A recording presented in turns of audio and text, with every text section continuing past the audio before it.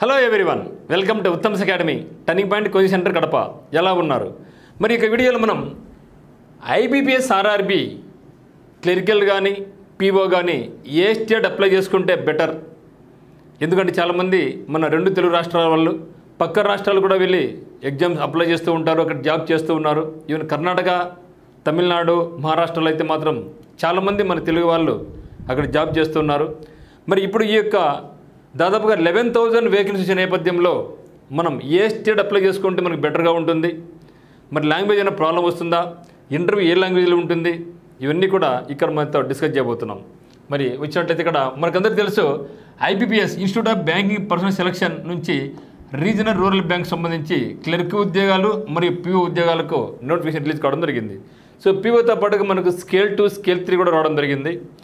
మరి ఇంటర్వ్యూ ఏ లాంగ్వేజ్లో ఉంటుంది, కట్ ఆఫ్ మార్క్ ఎంత ఉంటుందో కూడా చాలామంది ఇప్పుడు అడుగుతున్నారు. ఇవన్నీ కూడా మీతో డిస్కస్ చేస్తాను. మరి అదేవిధంగా స్టేట్ వైడ్ వేకెన్సీ ఎక్కడెక్కడ ఉన్నాయి, ఏ స్టేట్ అప్లై చేసుకుంటే మనకు బాగుంటుంది అనేది కూడా డిస్కస్ చేద్దాం. మరి మెయిన్ మనం ఏదైనా సరే ఒక స్టేట్ను చూజ్ చేసుకుంటున్నామంటే అక్కడ మనకు మెయిన్ కావాల్సింది ఒక 3 ఫ్యాక్టర్స్ ఉంటాయి మిత్రమా. అందులో ఒకటి ఏమంటే నెంబర్ 1 నెంబర్ ఆఫ్ వేకెన్సీ మీద డిపెండ్ అయి ఉంటుంది. మనం అప్లై చేసుకునే స్టేట్ ఏదైనప్పటికీ అక్కడ నెంబర్ ఆఫ్ వేకెన్సీస్ ఎన్ని ఉన్నాయి అంటే మన ఆంధ్రప్రదేశ్ తెలంగాణతో పోల్చుకుంటే అక్కడైనా బెటర్గా ఉందా, మనకన్నా భారీగా వేకెన్సీస్ ఉన్నాయా అనేది మెయిన్ డిపెండ్ అయి ఉంటుంది. సో గతంలో చాలామంది మన ఆంధ్రప్రదేశ్లో తక్కువ వేకెన్సీస్ ఉంటే తెలంగాణకు వెళ్ళడం కానీ, లేకుంటే అక్కడ కూడా తక్కువ ఉంటే కర్ణాటక వెళ్ళడం కానీ, లేకుంటే ముఖ్యంగా ఇక తెలంగాణ బెల్ట్ చాలామంది మహారాష్ట్రకి వెళ్తూ ఉంటారు. అలా కాకుండా ఇక్కడ చిత్తూరు, తిరుపతి ఈ యొక్క బెల్ట్ ఉండే వాళ్ళందరూ ఏం చేస్తుంటే తమిళనాడు అప్లై చేసుకొని జరుగుతూ ఉంటుందన్నమాట. సో కాబట్టి మెయిన్ ఇట్లా ఫోకస్ ఎక్కడ ఉంటుందంటే ఆ యొక్క రాష్ట్రంలో ఉన్నటువంటి నెంబర్ ఆఫ్ వేకెన్సీ పొజిషన్ మీద డిపెండ్ అయి ఉంటుంది మనం ఒక రాష్ట్రాన్ని చూజ్ చేసుకోవాలనుకుంటే. ఆ తర్వాత ఉండే మనకు మెయిన్ ఏమంటే ఎల్పిటి టెస్ట్ అంటే లాంగ్వేజ్ ప్రొఫిషియన్సీ టెస్ట్. ఇది కంపల్సరీగా మనకు ఎగ్జామ్ పాస్ అయ్యి ఇంటర్వ్యూ అయిపోయిన తర్వాత జాబ్ సెలెక్షన్ అయిన తర్వాత ఒక 6 months తర్వాత మనకు ఎగ్జామ్ అని పెడతారు. ఏది లాంగ్వేజ్ ప్రొఫిషియన్సీ టెస్ట్ అని పెడతారనమాట. అయితే ఎవరైతే తెలుగు మీడియం చదివింటారో మన ఆంధ్రప్రదేశ్లో కానీ తెలంగాణలో కానీ వాళ్ళకి ఇక ఎల్పిటి టెస్ట్ ఉండదు. ఒకవేళ మన తెలంగాణకు మన రెండు తెలుగు రాష్ట్రాలము కర్ణాటక వెళ్ళినా, మహారాష్ట్రకి వెళ్ళినా లేదా తమిళనాడుకి వెళ్తే మాత్రం అక్కడ కంపల్సరీగా మనం ఇక ఎల్పిటి టెస్ట్ చేసుకోవాల్సి ఉంటుంది. అంటే లాంగ్వేజ్ ప్రొఫిషియన్సీ టెస్ట్. అంటే సపోజ్ మనం కర్ణాటక అప్లై చేసుకుంటే కర్ణాటక లాంగ్వేజ్ మనకేమి కన్నడ కాబట్టి ఆ యొక్క కన్నడ మీద మీకు ఎంత పట్టుంది, మాట్లాడుతున్నాడా, రాయగలుగుతున్నాడా, చదవగలుగుతున్నాడా, తమిళనాడుకైతే తమిళం వాటి మీద ఒక పట్టు అనేది ఉంటుంది. అయితే చాలామంది ఏం చేస్తారంటే ఈ యొక్క లాంగ్వేజ్ ప్రొఫిషియన్సీ టెస్ట్ అంటే మన ఆంధ్రప్రదేశ్ తెలంగాణలో పోస్ట్ లేనప్పుడు కన్నడకు వెళ్తూ ఉంటాం. ఎందుకు వెళ్తామంటే కర్ణాటకకు, అంటే తమిళనాడుతో పోల్చుకుంటే చాలామంది మన వాళ్ళంతా కూడా ఎక్కడికి వెళ్తారంటే కర్ణాటకకు వెళ్తూ ఉంటారు. ఎందుకు కన్నడకు వెళ్తారంటే ఆల్మోస్ట్ ఇక కన్నడ లాంగ్వేజ్ అంతా కూడా తెలుగు చాలా దగ్గరగా పోలిక ఉంటుంది కాబట్టి మనకు వెళ్తాం. అయితే తమిళనాడు లాంగ్వేజ్ అనేది తమిళ లాంగ్వేజ్ అనేది కొంచెం చాలా డిఫికల్ట్గా ఉంటుంది నేర్చుకోవడానికి. అందువల్ల మనం ఈ యొక్క తమిళనాడుకు పోయి రాయాలనే సాహసం మనం చేయమన్నమాట. సో కాబట్టి మెయిన్ నెంబర్ ఆఫ్ వేకెన్సీస్, తర్వాత ఎల్పిటి టెస్ట్, తర్వాత ఒకటి హోమ్ స్టేట్ గురించి మనం ఇక్కడ డిస్కస్ చేయాలి. వన్స్ మనం ఇక రూరల్ బ్యాంక్స్లో సెలెక్ట్ అయినామనుకోండి, సపోజ్ కర్ణాటక గ్రామీణ బ్యాంక్లో సెలెక్ట్ కావడం జరిగింది. ఇంకా మనం రిటైర్మెంట్ వరకు అప్ టు రిటైర్మెంట్ వరకు మనకు కంపల్సరిగా అదే స్టేట్లో ఉండాల్సిందే, మనకి స్టేట్కి రాలేం. ఎందుకంటే కర్ణాటక గ్రామీణ బ్యాంక్ అనేది కేవలం కర్ణాటకలో మాత్రం ఉంటుంది కాబట్టి మన హోమ్ స్టేట్ ఇంకా రాలేం.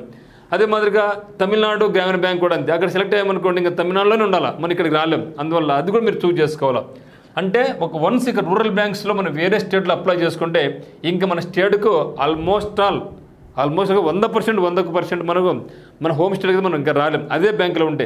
మరి వేరే బ్యాంక్స్ రాసుకొని ఎస్బీఐ కానీ తర్వాత ఐబీఎస్ క్లరికల్ కానీ వెళ్ళి ఈ బ్యాంక్ నుంచి జంప్ అయిపోయి ఇంకొక బ్యాంక్స్ వెళ్ళి అక్కడి నుంచి కానీ మనం రావచ్చు.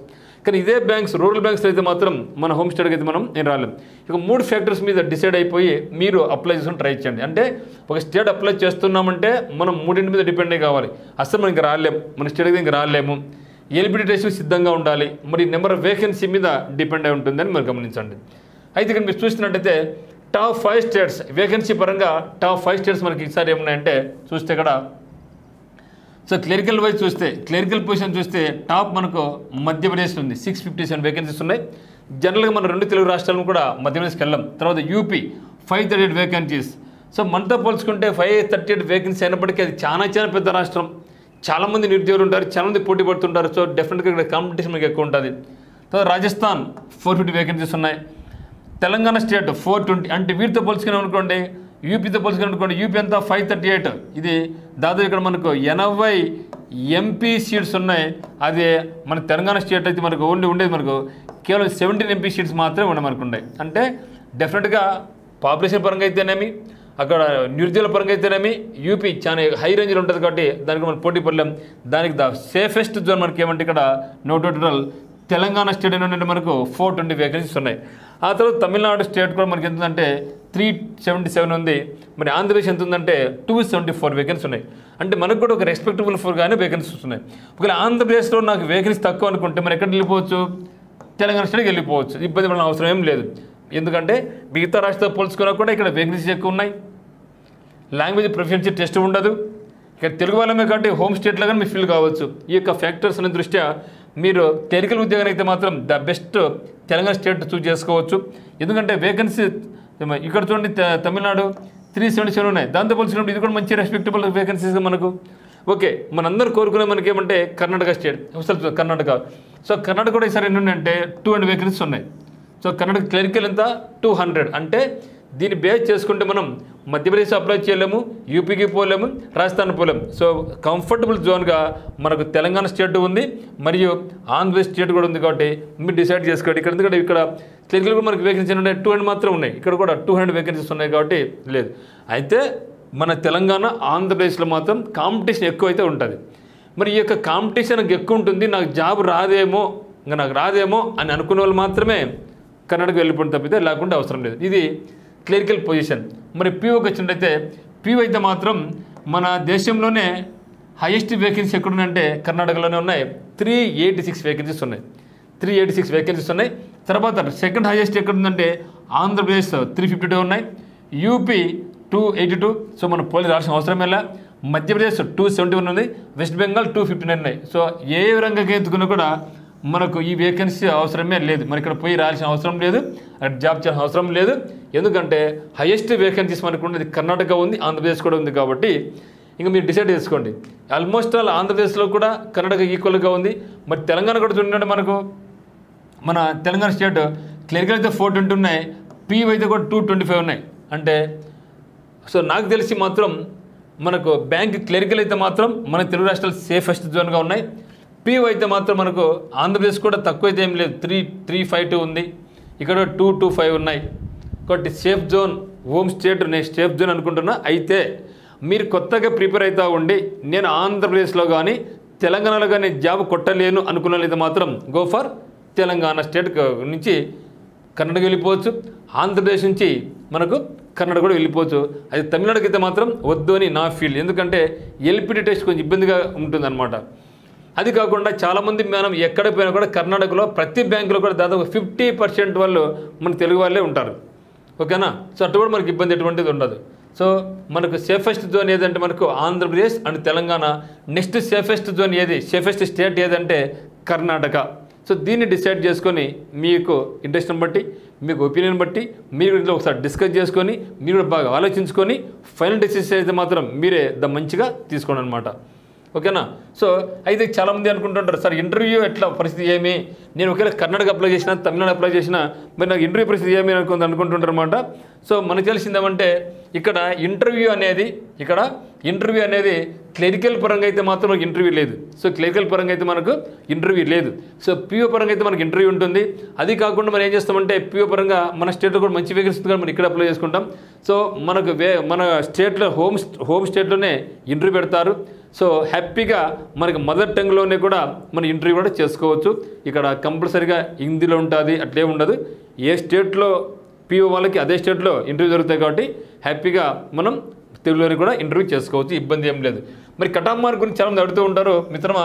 ఇక కట్ ఆఫ్ మార్క్ అనేది ఎవ్రీ ఇయర్ మారుతూ ఉంటుంది. సో ముఖ్యంగా ఇక కట్ ఆఫ్ మార్క్ అనేది నెంబర్ ఆఫ్ వేకెన్సీస్ మీద మరియు ఇక నెంబర్ ఆఫ్ వేకెన్సీస్తో పాటుగా కాంపిటీషన్, లెవెల్ ఆఫ్ కాంపిటీషన్ అంటే ఎంతమంది అప్లై చేశారు, సో దీని మీద డిపెండ్ అయి ఉంటుంది అనమాట. సో ఇప్పుడైతే మాత్రం ప్రాథమికంగా కట్ ఆఫ్ మార్క్ ఎంత ఉందని చెప్పలేం. తర్వాత అయితే మీకు చెప్తా, అంటే ప్రీవియస్ ఇయర్లో ఏ విధంగా ఉంది ఒకసారి దాని గురించి ఒకసారి డిస్కస్ చేద్దాం. బట్ ఏదేమైనా మనకి ఐబీపీఎస్ ఆర్ఆర్బీ అనేది ఎగ్జామ్ అనేది మిగతా వాటితో పోల్చుకుంటే ఈజీగానే ఉంటుంది కాబట్టి కట్ ఆఫ్ మార్క్ కూడా హైగా వెళ్ళిపోతుంది. ద బెస్ట్ పెర్ఫామ్ చేయాలి, ద బెస్ట్ ప్రాక్టీస్ చేస్తే మాత్రం మనకు జాబ్ అనేది వస్తుంది. సో కట్ ఆఫ్ మార్క్ గురించి మాత్రం మీరు ఫస్ట్ మర్చిపోండి. మన ఉద్దేశం ఏముండాలంటే కొంచెం ఉంటారన్నమాట. సార్ నేను ఎస్సీ, నేను ఎస్టీ, నేను బీసీ, నేను ఫిజికల్ హ్యాండిక్యాప్డ్, ఓసీ ఎంత ఉంటుంది, సో అన్ని పక్కన పెట్టేసండి.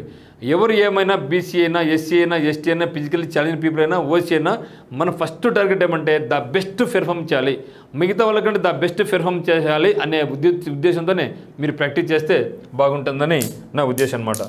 మరి చూస్తే ఇక్కడ ఐబీఎస్ ఆర్ఆర్బీ వేకెన్సీస్ కూడా ఈసారి చూసినట్టయితే మన గతంతో పోల్చుకుంటే మాత్రం మనకి అక్కడ వేకెన్సీ కూడా బాగా పెరిగింది. సో 2022లో 4483 వేకెన్సీ ఉన్నటువంటివి రూరల్ బ్యాంక్స్ క్లరికల్. 2023 కల్లా అవి 5538 అయింది.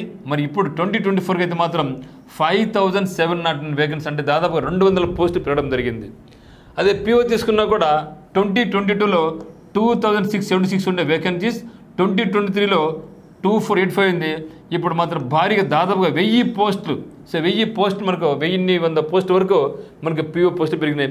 సో దాంతోపాటుగా స్కేల్ 2లో కానీ స్కేల్ 3 పోస్టులు కూడా ఇంక్రీజ్ కావడం జరిగింది కంపేర్ టు 22, 23, 24. అంటే 2024కి వచ్చే కొద్దీ ప్రతి దాంట్లో క్లరికల్ అయితేనేమి, పిఓ స్కేల్ 1 అయితేనేమి, స్కేల్ 2 అయితేనేమి, స్కేల్ 3 అయితేనేమి, ప్రతి వేకెన్సీస్ కూడా మనకు బాగా పెరగడం జరిగింది. సో ఇది దీన్ని బేరీ చేసుకుంటే మనకు ఐడియా వస్తుంది. నాకు మళ్ళీ నెక్స్ట్ ఇయర్ వస్తుందిలే, 2025 వస్తుందిలే, వేకెన్సీ పెరుగుతాయిలే, మళ్ళీ ప్రిపరేషన్ కొనసాగిస్తలే, జాబ్ తెచ్చుకుంటలే అని మాత్రం పక్కన పెట్టేసండి. ఎప్పుడైనా సరే మనకు ఎదుర్కొన్న దాని గురించి మనం ఫోకస్ చేయాలి, దీని మీదనే ప్రాక్టీస్ చేయండి. సో మిగతా వాటితో కంపేర్ చేస్తే మాత్రం చాలా ఈజీగా ఉంటుంది. మరి ఇక్కడ మనకి ఇంగ్లీష్ ఉండదు ప్రిలిమినరీ ఎగ్జామినేషన్లో, కాబట్టి బాగా ఫోకస్ చేస్తే మాత్రం ప్రిలిమ్స్ అయిపోవడం పెద్ద కష్టం కాదు. అదే స్పీడ్తో మనం పీఓస్ కూడా అదే స్పీడ్తో మనం మెయిన్స్ కూడా ప్రిపరేషన్ కొనసాగిస్తే జాబ్ కట్టుకోవడం పెద్ద కష్టం కాదు. సో దీనికి సంబంధించి ఐబీఎస్ రూరల్ బ్యాంక్ సంబంధించి క్లరికల్ ఉద్యోగాలు కానీ, పిఓ ఉద్యోగాలు కానీ, ఏఎఫ్ఓ కానీ, మరియు రాబోయే క్లరికల్ ఐబీఎస్ పిఓ, ఎస్బీఐ అన్నింటి కూడా ఎస్ఎస్సి ఉద్యోగాలకు మన టర్నింగ్ పాయింట్ కోచింగ్ సెంటర్ కడపనందు కోచింగ్ చేయడం జరుగుతుందన్నమాట. సో ఇంట్రెస్ట్ ఉన్న వాళ్ళు మీరు డైరెక్ట్గా లగేజ్ తీసుకుని రావచ్చు. అమ్మాయిలకి అబ్బాయిలకి వేరే రాష్ట్ర వసతి కూడా ఉందన్నమాట. మార్నింగ్ 5 నుంచి నైట్ 10 వరకు ఇక్కడ స్టడీ అవర్స్ కూడా మీకు జరుగుతుందన్నమాట. క్లాసెస్ ఉంటాయి, రెగ్యులర్ క్లాసెస్ ఉంటాయి, ఎగ్జామ్స్ ఉంటాయి, డిస్కషన్స్ ఉంటుంది. ప్రతిరోజు ప్రతి సబ్జెక్ట్ మీద ఫోకస్ చేస్తాం కాబట్టి the best coaching centre in Andhra Pradesh అని చెప్పొచ్చు అనమాట. సో మీకు ఏ డౌట్స్ ఉన్నా కూడా 8688080802 మీరు కాల్ చేయండి. సో ఇంకా more videos and more classes కొరకు మనకు ఉత్తమ్ సెకండ్ మ్యాప్ను డౌన్లోడ్ చేసుకోండి. అదే మాదిరిగా మనకి యూట్యూబ్ ఛానల్ సబ్స్క్రైబ్ చేసుకోండి, లైక్ చేయండి, కమెంట్ చేయండి. అందరికీ all the very best. Thank you for watching.